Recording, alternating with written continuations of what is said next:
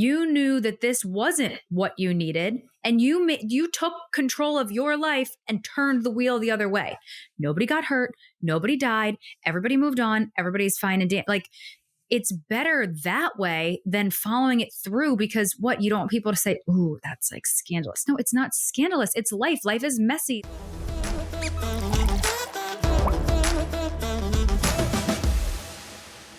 I've definitely been in my feels lately, and it makes me really happy that I have a therapist that I know and love and trust, because I just can't imagine going through life without a therapist at this point. You actually had me laughing so hard, Kacie. I was listening to one of our episodes and you reference your therapy. Therapy, it's the plural of therapist. I made it up and it sticks. So I have 3 currently. Yeah, I mean, there's no shame in our game. We think that therapy and mental health services are so important. So grateful that BetterHelp is a sponsor of the show. We want to make sure that you and our audience has access to it as well. All you have to do is go to betterhelp.com/motherup, and you can get access to licensed therapists who are trained to listen and give you that helpful, unbiased advice. I mean, I know that you have us, but unfortunately we can't directly talk to you through the podcast, but you go to their site, you answer a few questions, and they match you to somebody who has years of experience, who is helping people just like you in a way that fits you. So whether it's somebody that is faith-based, or if you prefer a certain gender, I mean, they really get specific in how they can select a therapist for you. You do it all from your phone or computer, video calls, phone calls, messaging, and however you feel demand. the most comfortable. You'll be matched with somebody usually within 48 hours, so you can get started fast for those issues that really just can't wait. So thank you to our sponsor, BetterHelp. Let them connect you to a therapist who could support you, all from the comfort of your own home. Visit betterhelp.com/motherup and enjoy a discount of 10% off of your first month on us. I am here to say that I'm pretty miserable right now. I actually don't know. We're on talking for 10 minutes. So I'm listening along with all of you. I was like, I feel like I should share this on the pod because I know other mothers are going through the same thing. So I told Kacie she had to wait so I could share it with all of you at the same time. I am just getting beat up by my toddler, which I know is like a recurring theme here. I mean, overall, Sienna is a really good kid, but she's just got that we are her safe space, and she breaks down in front of us and makes our life a living hell sometimes. And Mark is away for work and she is punishing me about it. And my nanny, who is apparently Gandhi, gave me such a rational explanation for it. So first of all, we put these kids through a lot. I mean, we transitioned up to New Jersey, and that's been a lot. And originally she did great with that. The first 2 weeks that we'd been here, she was phenomenal and flying high and so nice and so sweet. We've been having such wonderful family time. And that was the only thing keeping me on a good note, because I mentally have been having a tough time with the transition. And we had friends stay with us this weekend. They have 2 little girls, 5 and 9, who Sienna just worships the ground that they walk on. But they left, right? They go back to their home. And then a few hours later, daddy leaves and goes to his business trip. And the nanny was like, she is filled with rage that they have both left her and she feels abandoned. And she is pushing you and taking it out on you because she wants to test and see if you still love her and if you're going to leave too. Which is factual, which is true. Yeah.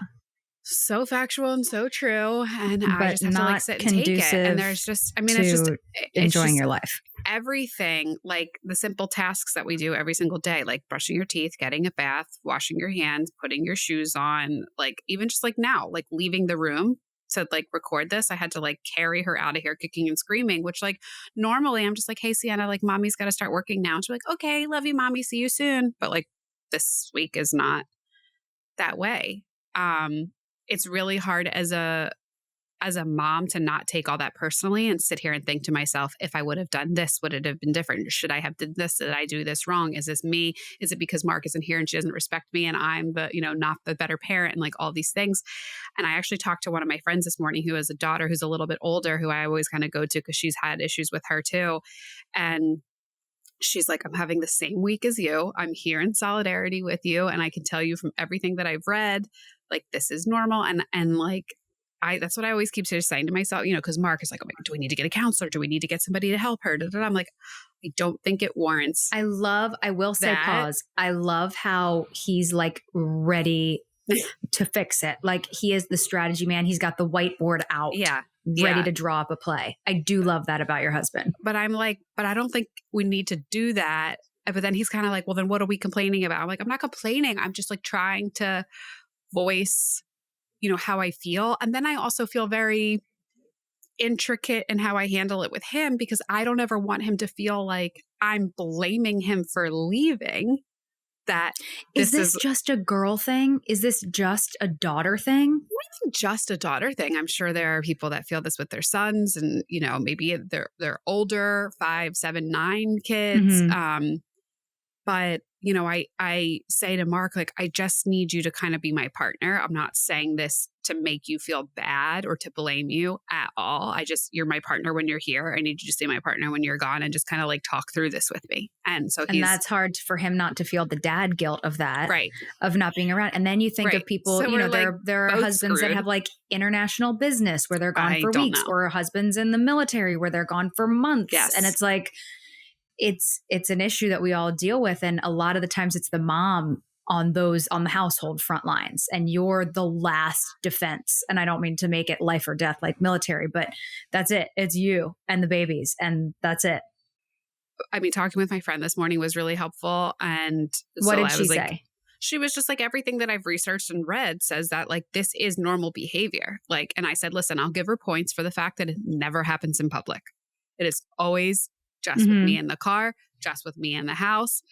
We get to the She's camp. got good feel. We get to the camp that I drop her off at this morning and she goes right in. She's like bouncing away and she's all happy with everybody. And yeah, like, we took her out to dinner last night. She didn't misbehave there. She's fine.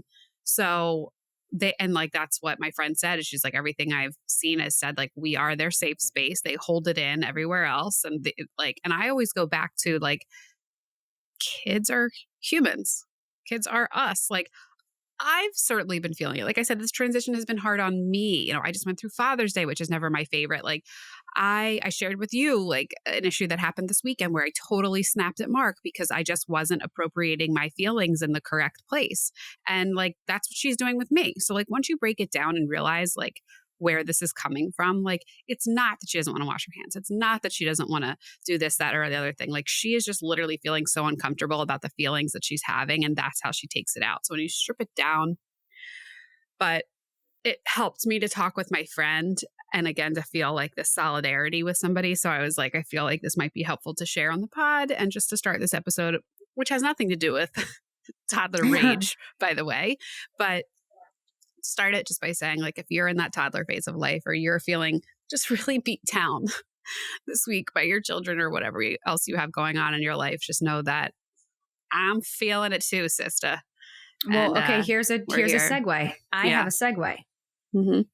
As someone who is a victim of toddler abuse and a survivor of toddler abuse, how do you redefine success, which is the topic of this week's episode, with maybe something that Eric and I are implementing in our relationship is stacking small wins, like little wins throughout the day, and you stack them all up and then you have a bunch of wins. So how are you redefining success with Sienna, and what are your small wins with her? Yeah, I think kind of what I just said, and like, okay, she didn't misbehave in public. Okay, she went to camp and walked in and was fine. And a friend of mine said, and I forget if I mentioned this on another episode, that kids are like dogs and where their memory is like 8 seconds long and they don't know. So while we had an absolute SHIT storm of a morning, getting her dressed and brushing her teeth and getting her out the door and getting her shoes on, I pick her up from camp and she's like, Mommy, I did so great today. I loved it at camp and I missed you. And I'm so happy to see you. Are we going to play when we get home? Like, doesn't remember any of that at all. And that's really hard as a parent to like let go of the anger and disappointment that you have with them. But it's not gonna, like, you can't hit a dog for peeing on the carpet yesterday. No. Like they don't have any memory of that. So I tried to just be like, okay, now she's good and we move on. And just really take it like minute by minute I guess. which is great. Yeah. Yeah. I'm not looking forward to that. I'm already in the terrible twos. Like he's so great. Jack is so great, but he's like, now, you know, like kind of protesting everything, has a mind of his own, wants to do what he wants to do when he wants to do it. You're like, oh, look at him saying no. And like, he's a real person now. He's not just like a baby that just does what we want. He like asserts his independence, and then it gets vicious real quick. How long does it last when they just blindly protest? And then when does it transition to they are attorneys at law? Oh, and God, this is a negotiation. I don't know. I think it's just always different. There are some days where I'm like, there is no negotiation. There is no end in sight. Like you could they're just terrorists and you can't negotiate. Yeah. You could bring in the top CIA lieutenants and they wouldn't be able to get her to wash her hands or whatever it is. And so it's kind of like I'll have to say to, you know, whoever's around, the nanny or my mom or stepmom or somebody. And I'm just like, okay, bear down. We're just going to do this. Does Santa work? Because we are in the throes of mommy's going to call Santa. Oh, he knows what that means. And I know you hate that. I know that is one of your commandments. I don't like doing the fat man fluffy to get all the credit or empty things, or like, I don't like the threats and stuff like that. Like I make it just very like I refused to say to her this morning, like, you're not going to go to camp if you don't behave, because that wasn't an option. She was going to camp. Right. So I can't say it if I can't really back it up. Right. Well, me saying I'm going to call Santa, I can back it up. You absolutely could just pick up my phone and say, Santa. hello, Correct. ho-ho. Yeah. Yeah. And he just goes, like, he already knows what it means. It's so crazy. But like, do you do the thing where you'll be driving and like Jack will be crying and you're like, oh, I see a fire truck. And he's like, yeah. And like, there's no fire truck anywhere. No, then she'll make my life a living hell and be like, where? Turn around. I want to see it. Where? I didn't see it. Yeah. Is it over there? Anyway, but this, I mean, can segue into what we're talking about today, because I think you're really right. And I need to remember that. And thank you for sharing that, the small wins thing, because I am definitely a person. I'll talk about it a little bit more as we get into this. I'm a product over process person. Mm-hmm. So I may not look at it in the bigger picture and say, oh, well, we're getting better because she does this and doesn't do this anymore, or she, you know, I say like, what was my product today? What was I able to accomplish? What was I able to like literally have a deliverable and say, this is done, or this is, you know, is a product of the work that I did today. Yeah. And in motherhood, that's really hard. So I want to really like I want to have us start this by saying like, what did our vision of success used to be? Because I wonder if ours is different. And actually, even like preparing for this episode, I found out some things about myself I didn't particularly know. But for me, the vision was like the corporate ladder. Like success is described by the title that you have at work, the salary that you make, the level of change maker you are in the community, that you're getting those products, closing deals, doing this, blah, blah, blah. And I'm not really sure where that comes from. I mean, I did have two very entrepreneurial father figures. My grandfather was, you know, went to a ton of schooling at a time where that wasn't necessarily the norm, and was the town dentist, and like everybody knew him as Doc, and he had all the degrees on the wall. And I remember, and this is what I was saying, I didn't really know until I thought about it today. I remember, I'm embarrassed to say it, not really valuing my mom because she didn't have a job. Like, not really. What do you mean? Respecting her, because I always respected her, but just feeling like her time was like, what do you even do with your day? Like, what are you doing? Like what? You couldn't come to this, or you couldn't pick me up because you were like busy reading magazines. Like, what do you even do?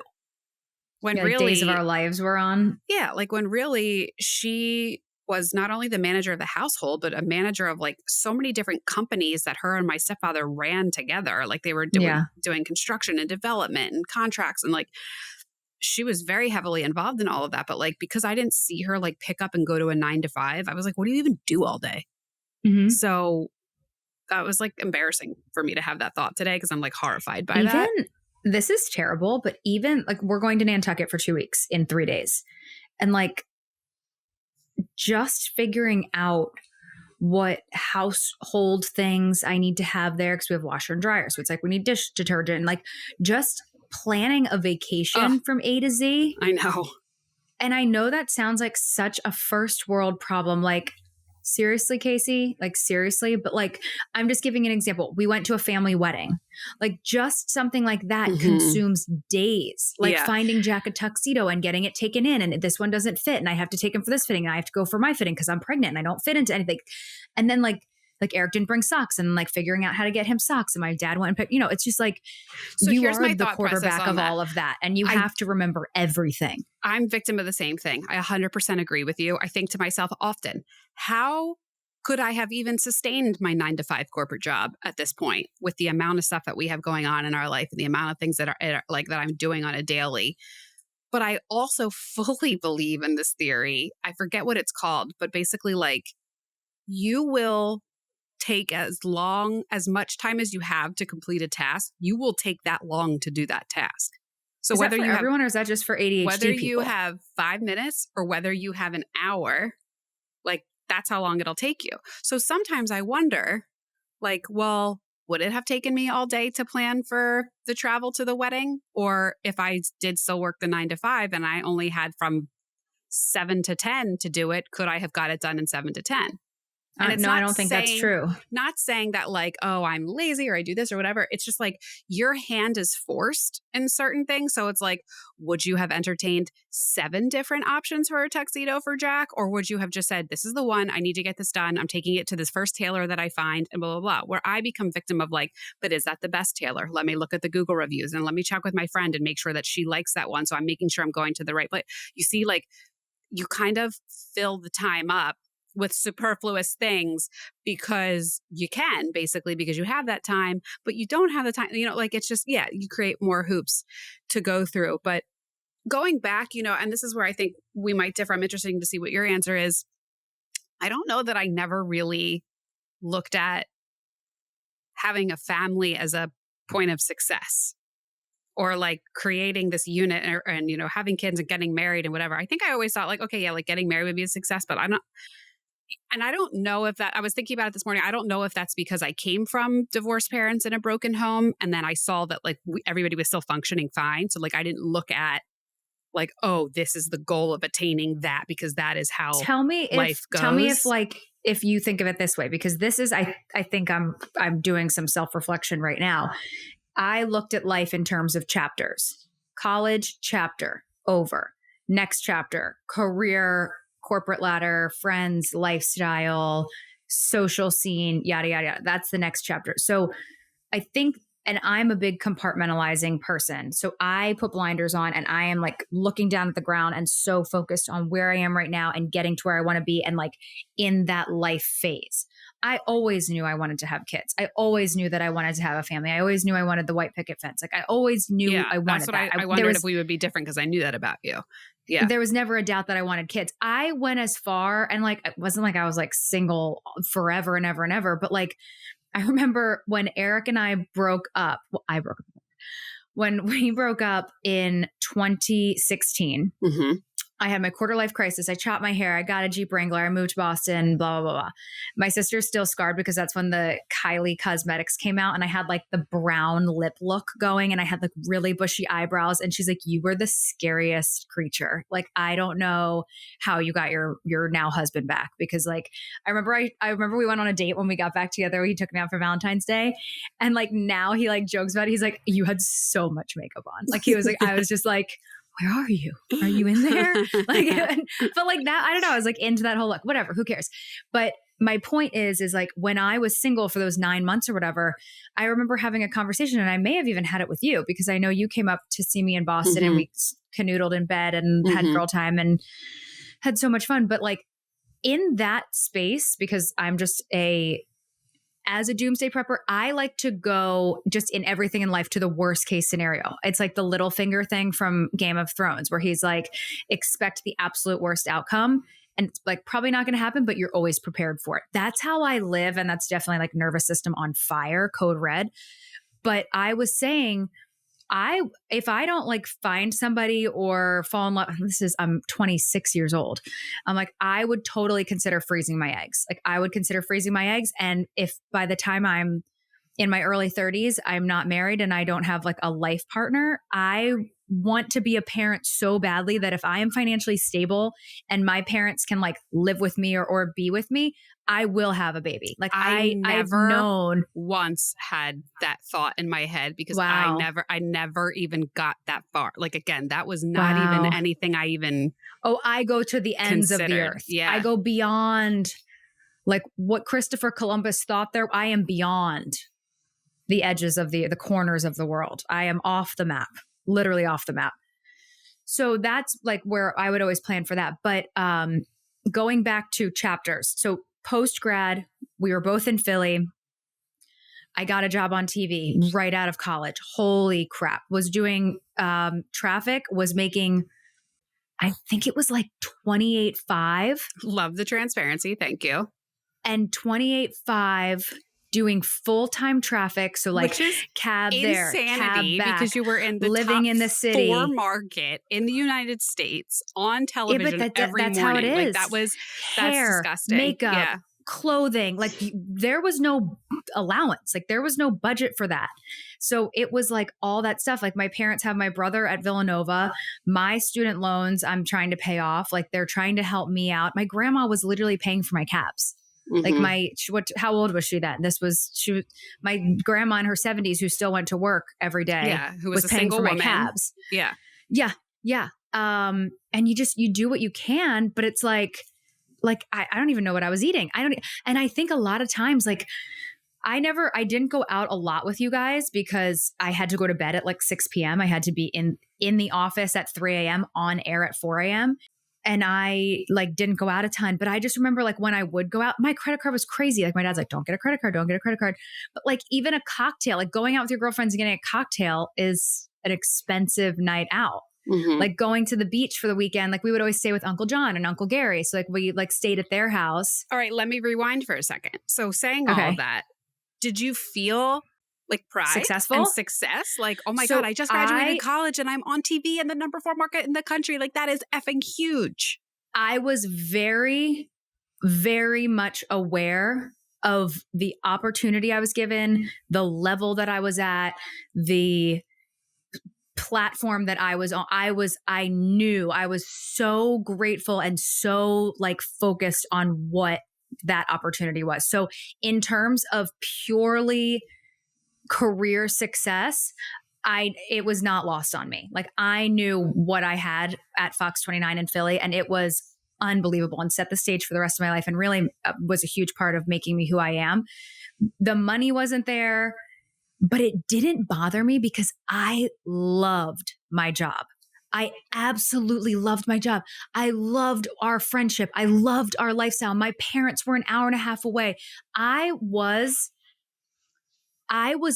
unapologetically myself. Yeah. When I was on Fox 29 in Philadelphia, single, that was Kacie. Yeah. That was they me. really supported that.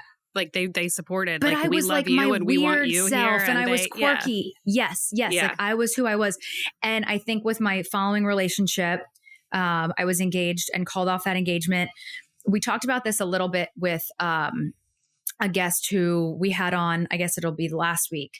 And that is Monica, and she is like the femininity coach. Mm-hmm. And I remember vividly in college, I really liked this guy, and he told me, you're too sparkly, or not. He didn't say you're too sparkly. He just said, you're a full-time job. Like you're a lot. And it's those little things that like dull your sparkle and make you rethink who you are, who you put out to other people, and what you allow other people to see of you. And that is what, the older I get, that is what one of the top things on my list, that I am like, I want to be Kacie again. Yep. I want to find out who she is and what she likes and what her hobbies are. And I want to find her place in this world. And I'm still figuring that out. But that is so much more important to me than a paycheck. And I know like this podcast, I mean, I'm not surprising anyone, but like, we're not printing, Benjamins over here. We're doing this because we love you and because we love doing this. We're not doing this because, but that does creep into my mind. And I think, let me just wrap up that chapter. Yeah. So like the success in our 20s out of college, I knew like career-wise, I was at the peak. Like when I looked to my left and to my right at that line of horses running down the tracks, like I was ahead. Like I was ahead of a lot of people. And it happened because I was in the Philly market. I was ingrained there. Like I was on car commercials there. Like I was making those connections locally and I got a really lucky break. And Chanel Jones always says this, it's not, take the job you get and make it what you want. We need to have Chanel on this podcast because she is an incredible human being. Holy crap. She's like NBC, the Today Show. Today Show. And she is literally better than Oprah. Like her hero is Oprah. She's a beautiful person. Yeah. She is the brightest light I've ever met in my life. Yeah. But success for me was happiness. I really feel like at that point in time, like I was just high on life. You knew that young. I don't think I knew it then, but I was so happy. I really was. I don't, maybe I took it for granted in the sense that like, I thought it would just last forever. And like, I don't know, we would just go to the beach house and steal your mom's Benz every single weekend. And also just on a side note, because it's summer, we made these bomb drinks. I forget what they're called, but it was vodka, champagne. And Chambord. Saint Germain. Saint Germain. Vodka, Saint Germain, champagne. Yeah. It sounds expensive, but it wasn't. We used all bottom shelf stuff. We felt fancy as hell, and we were drunk after too. So, I mean, it was a really economical way. We are big Andre girls. I'm still an Andre girl. I love my mimosas with Andre. Whatever. Man. So that's a side note. But I think, yes, success can correlate with happiness. I'm like, that's what I'm saying. Like, I didn't have a boatload of cash. Like, I was on the fourth largest market every single morning on billboards, on buses. I was wearing like $30 ASOS dresses on TV. Oh, like ASOS that my mom was buying. Yeah. It was my jam. Yeah. And then next chapter in life, success. I will say this. When I had my miscarriage in October, I felt pressure. I got to get pregnant again. I I need to be, I told you this, I need to be pregnant before my due date. I absolutely, I can't, if there's not if the inn isn't full before the due date, I'm going to have a mental breakdown. Like you already start putting these pressures on yourself. Of the previous miscarriage. Of the previous baby. Yeah. And now that like I'm at 2, it's weird. Like you know how we've talked about how like a couple is a family, 2 babies. Okay. Like a couple is a family. That's a family. A couple with 1 baby is a family. A couple with 2 babies. I don't know why I have this like thing in my brain that I'm like, now we're a family because there's 4 of us. Like, I'm like, that is bad. We don't do that here. So but it's interesting what I'm hearing just even those few minutes is this again, surprise, surprise. We are very different. That you put more pressure on yourself in the familial aspect of success. Than you did in corporate, whereas I put more pressure on myself in the corporate aspect of success than I ever did in familial. But I did still do corporate, and TV is a different beast, and yours is a different beast than what TV is. And it's like, you have to cultivate so many relationships, and like, you have to have so many people being like, Gianna is the best in the business. Like that is a full-time job of like doing favors and helping people out and being accessible 24 hours a day and always being positive. Talking about is I was in corporate PR. So I was in bed in the health systems in Philadelphia and I repped the programs and the doctors from there. And that is about relationships with it. And this is kind of where we crossed overs because I would work with some of the producers that you were working with at the news stations and the reporters and, CNNs and the like Today shows of the world that we were just talking about. But that's a lot of personality to deal with and a lot of different hats to wear. So you have to be a chameleon in the sense. Because what I was talking about in the beginning, it was exhausting as hell, but it was very product based because I could know I either land this deal or I don't. And like, that's as simple as that. I mean, I used to, that high that I would get from I did it. I closed it. The doctors on the Today Show was unmatchable. Right. I mean, it was really just like chasing. And I was in the business at a very unique time of history because of the COVID pandemic, that we and my team at Jefferson Hospital were the gatekeepers to the experts that everybody in the world wanted to talk to. And I mean, there was it was as my former boss says, it was lightning in a bottle. It was shooting fish in a barrel. It was an incredible time of our careers. It was the Wild West. I am getting chills talking about it because I had the opportunity to get some incredible wins in my career in a very short period of time that some people spend their entire life trying to achieve. And I think the problem is that I didn't recognize that until a few years after it happened. Like, I appreciated the prestige of some of the things that our team was doing, but like, I still couldn't really see it as success because it was still like, but I'm still only have this title and I still only am making this much. So and I should be making this and I should be making that. And I should be like, I still always beat myself up about. I'm going to interrupt you right now. We are both Leos, and that is where we do not differ. And unfortunately or fortunately, I mean, again, I'm a Leo, so I don't really have any negative connotation at all in my body pertaining to the next statement. We are very ego-driven individuals. Our pride, our ego, our reputation, what people think of us and how we are perceived is definitely a Leo thing. I mean, it is for me, and I think it is for you. And we like to be, at the end of it, like, I'm like a house cat. Like, I want to be 100%. Pat on the head and told that I'm a good girl and given like a fancy feast, but then like leave 100%. Me alone. I'm going to go bask in my glory. I even liked like where I worked, Jefferson Health in Philadelphia is a big name. And like, I even liked, like you said, to the ego of like going out and meeting somebody and them saying, what do you do for work? And saying, oh, I do PR at Jefferson, getting that like incredible pat. And stroke, I remember the first day I started at Fox, and like HR was like, okay, we're going to order you all your office supplies and like fill out this form for your business cards. Getting my business card and changing the signature on my email, I was like, Kacie McDonald, Fox Nation reporter, host. I was like, yeah, I'm on national TV. Like, come on, like, that's sick. Like, it's sick. Amazing. Like, in TV, like, you get a high doing a live show, doing breaking news, doing something where like it is against the plan and you just roll with it. And then you're like, I just did that. Like, I'm the like, I just did that. Like, that was my high. That was like where I was like, that is something that I wanted to talk about too. Like, it was really hard for me becoming a stay-at-home mom to just say that. I still feel uncomfortable. I still like hide behind it. Like when people say like, oh, what do you do? Like, how do you spend your days? And I'm like, oh, well, I have a podcast. Like, I lead with that. It's as in like, oh, I do something outside of the home. I am more than just. What do you do with your days? I think that's better than do you work? What do you do with your days? What do you do with your days? Or are you home with the kids? People say that. Oh, that irks me. And that's fine. But still. No, not are you. No, what do you do with your days? Yeah. I don't know. Every day is different, Derek. Like, I don't know.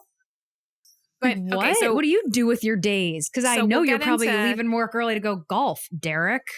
We'll get into a little bit more about this like experience. We're gonna have to bleep me this episode. I'm not being good this episode. Stay at homes, but I will say so. Like how my perception of success and redefining what that means has 100% changed in recent years, and I can contribute it to a few things. One is my dad passing away. I do feel like that comes up a lot in this episode. I am not, or not in this episode, in this podcast. I'm not trying to like force that on anybody, but I like unequivocally have learned the most and most important of lessons of my life because of that experience. I said from the jump, death and motherhood really do have a lot of similarities. There's a lot of stuff. It is an exclusive crazy club that you know nothing about and you cannot even pretend to know anything about until you are a part of it. The same thing for both of them, losing a loved one and becoming a mom. So there's a lot there that I realized, like, why am I so stressed about what my title is or what my salary is or how many deals I'm closing or whatever? Like, why is that matter to me when really like the people I love may not be here tomorrow? So that was certainly part of it. I think the pandemic certainly forced that lesson onto everyone and realized like what is really important here as like Yeah, but we mass didn't start TikTok, so we're idiots. amounts of death. Yeah. Mass amounts of death was happening, or just like, okay, now that you're going without so many things in your life, what is really important? Third is motherhood.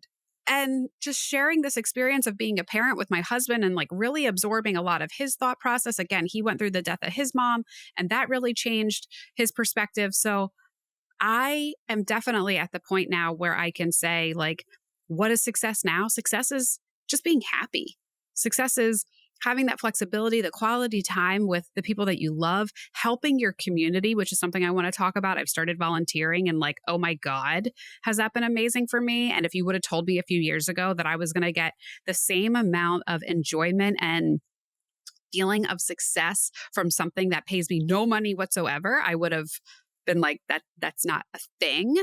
Like I wouldn't have, Okay, but tied here's so what I'm much gonna of it say, to this like, idea of for a salary. me, the type of person I am, I want to volunteer. I want to be on boards. I want to be involved in the community. We move around so much that like, I think You'll a get big there. part of me being okay with just doing a podcast is because we have so many balls in the air still, but I am very interested and anxious in a good way, excited, anxious to see when the dust settles and we like figure out where we're going to be and we are boring for 5 minutes, or actually I should say boring for longer than 5 minutes, like boring for like months and years.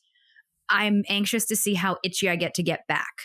Like right now being in Connecticut, we're so close to New York. So I was texting my agent. I'm like, let's get a new reel. Like I can zip zap zoodle right into the city. So like I already am like thinking of my ego being hungry in the coming months and like wanting to do something like that where I am on camera and playing someone that's not myself, I guess. But I want to go back to, why did you want more money? Like you keep saying the title. I totally get the title because it's like chain of command and like you're in the hospital. I get the title. Yeah. What did you want more money for? Okay, so that I think goes into some very interesting interdynamics into my family where without talking negatively about people, I was made to feel like I never really like had a stake in the family wealth, if that makes any sense. Yeah. Or like, I also felt that things were used against me quite often. Oh. And I never wanted to answer to anybody. And I wanted to I feel just that. say, this is mine and you don't have anything over me and I can just do whatever. So that was part of it. I've always been friends with older people. It's just how I am. I was raised by 75-year-olds. I do just present older than I am. So they're more accomplished. They're way more accomplished. Mhm. So I'm comparing myself to my friends in the city were 5, 7, 10 years older than me. I was Right. comparing myself to their Like they owned so-called condos wealth. where you're renting and like, yeah, it's like that Right. kind of stuff. And then like, come to find out that half of them, their parents are the ones that owned it. But I was comparing myself to this false perception that they all did it. And why aren't I there yet? And all that. So, which goes into the whole like social media thing we could talk about. It's like comparing yourself to what everybody else has and Mhm. flooding us with ideas of how you can be doing more and making a quick buck or a quick, $100,000, 6 figures just by doing a PDF on Canva, for Christ's sake, or whatever Right. the heck it is these days. They're peddling now. Yes. Yeah. But I think, and you're a resident stat queen. I wondered if you found any stats on this because we had talked about like, why do we all feel this way? Like, why do we feel this pressure to have like success all be the same thing when people are so different and it can look different for everybody? But like, there's these historical structures about the corporate ladder. I mean, you look at like these shows like Mad Men and how it's all about like Mhm. being in a corporate office and wearing a suit and like getting this title and like doing these things, where in our history, like, has there ever been a time like the COVID pandemic where that has really gotten broken down to say like, maybe that's not the case. Maybe that's not what that all leads to.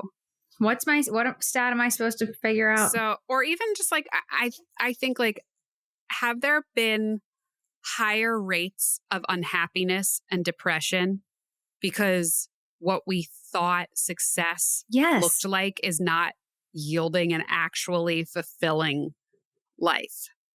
Yes, because I think we touched on this with like the feminist movement and women working and, you know, like women thinking that they had to climb the corporate ladder and be corporate Barbie and leave their kids at home and let somebody else raise their kids and like think that money was happiness and that those two go hand in hand. And I think that is definitely ingrained in American DNA.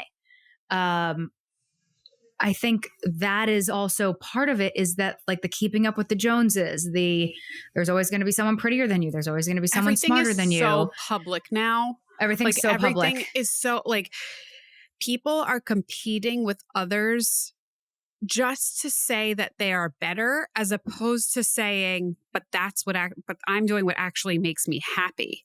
Mm-hmm. You know, and I still very transparently have issues with that now. First of all, I'm like, I keep like holding this little heart thing that Sienna gave me to say, hold this when you're working. And here, lo and behold, here I am. And it's actually become like a fidget thing for me. I very much am like that, in where what makes me happy is what I'm doing. Is what I'm doing. I really am doing what makes me happy. I mean, like nothing makes me happier than to be able to sit on here with you a couple hours a week and talk these things out, to interact with our community, to hear how this is helping other women, to spend the time with my kids because I don't go to a 9-to-5, to have the flexibility to pick up and travel and do these things. Like I am so grateful for that. I wouldn't want it any other way, but I cannot stop comparing myself to other women who did go back to work or maybe didn't choose to have kids and are climbing that corporate ladder and are doing these incredible things in their career. But like, why am I pining after that if that wouldn't actually be making me happy right now? It's this weird thing that we do to ourselves. It's a weird thing we do to ourselves because I think we're just so hyper fixed and so conditioned that everything has to be public, that we have to answer to everyone, that we have to put everything on social media, that we have to update our LinkedIn with some title of what we're doing. And you and I have spoken about this before. If we don't have a boss who gives us a paycheck, then we're invalidated. And the fact that like we have our own company right now and we're like entrepreneurs, I guess you can say, in a sense, like we're not successful. But I think because it's saying, who is saying that we have a worth? When you have a boss, there is another human that is literally saying, you have a worth because I am paying you for this job. When you're a mom, that doesn't happen. That doesn't happen. Yeah, but even though my husband could sit there and say, thank you for everything you do, even though my kids could say, I love you so much, I'm so happy that you're here, even though every single person in a human being, there is a difference in worth when it is not coming from an outside figure in that sense. Yeah, it's just insane. But I also know this whole thing, and like this, I really wanted to touch on this too, of like success with women that do go back to work and they feel like failures because they can't be at home with their kids, whether it's because of financial needs or because of their own mental needs, that they say, stay at home life is not for me. I also think it's so interesting to see the amount of women who that like, it's completely changed, where they thought they could be stay at home moms and they said, I absolutely hate this, I'm going back to work. Or those that go back to work and say, I absolutely hate this, I need to be home with my kids. Like when you're, I think reality becomes very different than what your perception is. Like there's no way that you can't feel completely off kilter about that. And that's a hard part of motherhood. But let's take it a step further. You get divorced. I'm a failure. 100%. A relationship that you've been in for years ends in a devastating manner. I'm a failure. Did you feel that when you broke off the engagement? When I broke off the engagement, I remember saying to my mom, how am I ever going to tell this to somebody that I date? And looking back, I'm like, who cares? Yeah. Like you knew what you needed. You knew that this wasn't what you needed. And you took control of your life and turned the wheel the other way. Nobody got hurt. Nobody died. Everybody moved on. Everybody's fine and like it's better that way than following it through, because what, you don't want people to say, ooh, that's like scandalous. No, it's not scandalous. It's life. Life is messy. And guess what? You have free will. You get to choose whatever you want to do it, stand by it. I remember like a couple of my girlfriends then broke off engagements after that. Like it doesn't need to be so taboo, but I want to take it a step further. So let's say, okay, what is success? Maybe you think, oh, I'm divorced. I broke off an engagement. I'm not successful. Oh, I'm damaged goods. I'm this and that. No, you're not. Your story just took another twist and turn. You're more interesting. You've seen more. You've experienced more. Yes. Your capacity for understanding and empathy and problem solving and self-reflection has expanded. Ooh, I just got chills when you said that. I mean, you just went so from right. a Dixie cup to like one of those big Home Depot buckets. Like that's like, we've got volume here, babe. Yeah. The other thing is like, you could be at home looking at a negative pregnancy test. I am a failure as a wife. Like, I'm getting so sad. Like, I'm a failure as a mother. I can't even create life. What can I do? Like, that is what people are faced with. So if you don't get a raise or you don't get the job that you think is right for you, like, there are going to be so many no's. There are going to be so many no's in life. And you just have to look forward to the yeses. And I don't know why I'm getting so emotional, but like, I mean, I'm pregnant, but you get so many no's pumping through you, by the way. You get bad news and terrible things happen, but like, you have to be happy and you have to be grateful for all the good things that happen in your life. And you can't compare yourself. Stay in your lane. Stay in your lane. Do what makes you happy. Be around people who lift you up. And that is success. Yeah. That is success. And I'm like very emotional right now. Yikes. Sorry. I mean, I think you have every right to be. It is a very emotional thing. I mean, it's what people's entire lives like hinge on a lot of the time in terms of happiness of a marriage, happiness of being able to have a family, happiness of their career. I mean, these are very other people's happiness, heavy topics. Yeah. Yeah. And I think the biggest thing, there is no black and white. There is no right or wrong. That's why we have to have these conversations, because there's like the only way that you can feel comfortable with it is just like talking them out, giving air to it, like just being transparent. Whew. Do you have any groundbreaking things? Because I think I just released all of everything. I think my butt hurts too. I did want to talk about the volunteer work that I did. And that's like something that I really, first of all, like, yes to everything that you were saying. Like once you that's finally what I was going to get back to was like it is the minutes. right point in your life to give back. Yes. Like all the dust has settled in all of the other aspects of your life. And now you can bring on extracurriculars, which are amazing. Right. Yeah. No pressure to getting involved into anything like this. Like I was only able to do it because I felt right. Actually, that's not fair to say. This is actually a crazy story. The universe actually kind of looked out for me here, which is weird because it was kind of traumatic. I tried volunteering when I was 26. It was right before I met Mark. Mark and I started dating in May of 2016. And in April, I had signed up for this. I'm not going to say the name, but there was this organization in Philadelphia that helped students of lower income backgrounds get into college. And so it was, you were paired with a freshman or sophomore, and you basically counseled them and spent time with them and helped them with their schooling and helped them with their college essays and helped them kind of figure out where they wanted to go in life and like shepherded them through their way to college. That's really cool. I went through all the training, went through all the informational things, was paired with a student.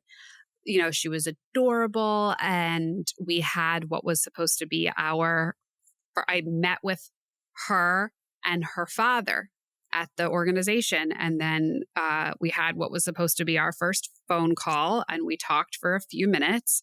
And her father, unfortunately, was intoxicated, took the phone from her, started saying some very inappropriate and violent and scary things to me, and then wouldn't let me get back on the phone and speak with her. And then I was really worried about the safety of the child, and, you know, was calling the organization and obviously reported what had happened.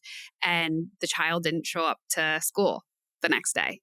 And they had to like track down other family members and make sure that she was safe. And it was really really emotional. I remember like being walking to work that day and just like being on the phone constantly and even telling my boss, like, listen, I'm dealing with something, like I'm not even going to be like present today, but I was just constantly on the phone until they told me that they could track her down and that she was okay and she was safe. And, you know, from there, the organization was like, we understand if you don't want to continue doing this. And I was I'm like, sure you were like, did I do something wrong? Did I say something? What did I like? Was it my fault that Yeah. like this triggered? Yeah.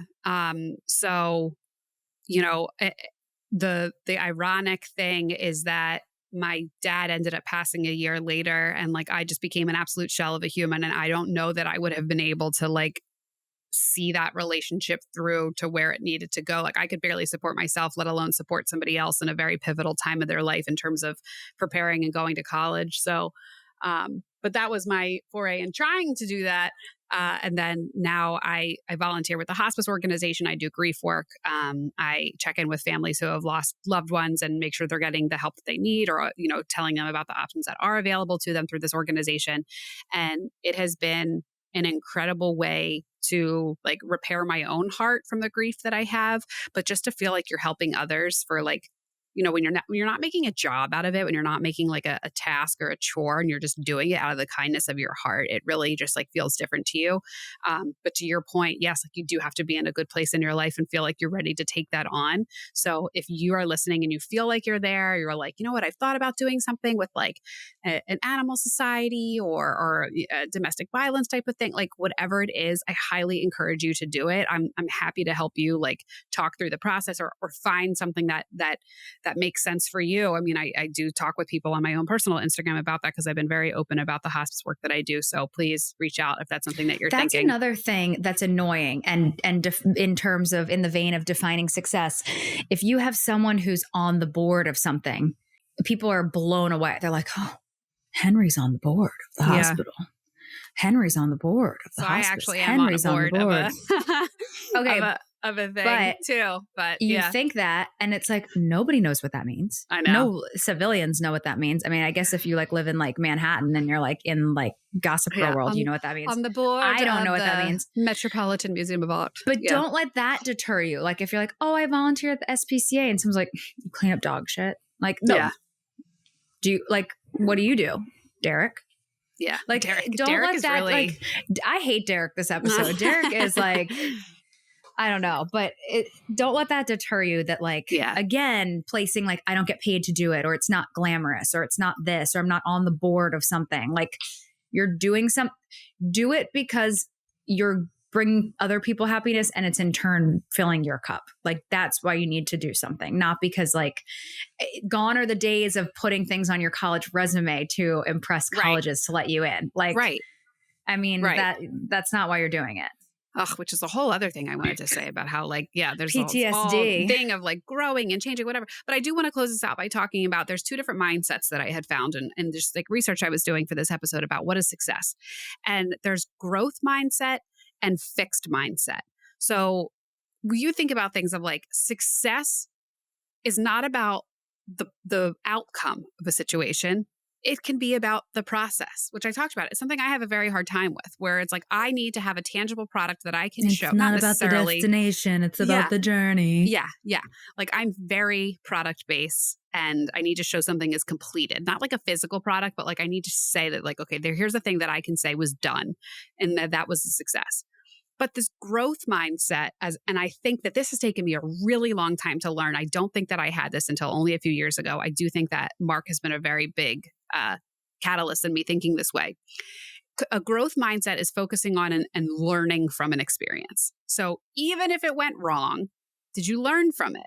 Yep. Can you implement different things the next time? That's considered a success. Like, can you continue on and keep going and using that to your advantage? Can you conceptualize that learning a new skill is acceptable and available for you to grow and establish success in other and new ways? So a quick example of that is I, started this little business a few years ago, and because it was not grossing $1 million a year, I considered myself a complete and utter failure. And I remember my therapist saying, how are you calling this a failure. Like, I see that you said to yourself, I want to start this business. I know absolutely nothing about X, Y, and Z, but I feel passionate to start X, Y, and Z, and I am going to start and launch X, Y, and Z by June. And you did. So in my book, you're a huge success. And that was like game changing for me, because I was like, oh, that's really not how I thought about that whatsoever. So a lot of my experience from that is what helped me start this podcast and help me start this business that you and I are doing. And now I can look at it and see like, oh, okay, so that needed to happen. Maybe not be the $1 million idea that I thought it was going to be, but that happened in order to get me to the next thing. And, you know, maybe this is happening in order to get us to the next thing or whatever, but just this mindset of like, everything is just part of the journey. Whereas a fixed mindset is thinking that all of your traits, your intelligences, your strengths, like everything that you have is predetermined, and that's it. You can either do certain things or you can't. So like your thing about college, it's like you go to college, you have certain things on your resume, you have a major, and that is, you're set. That's what you're supposed to be doing for the rest of your life, and that's it.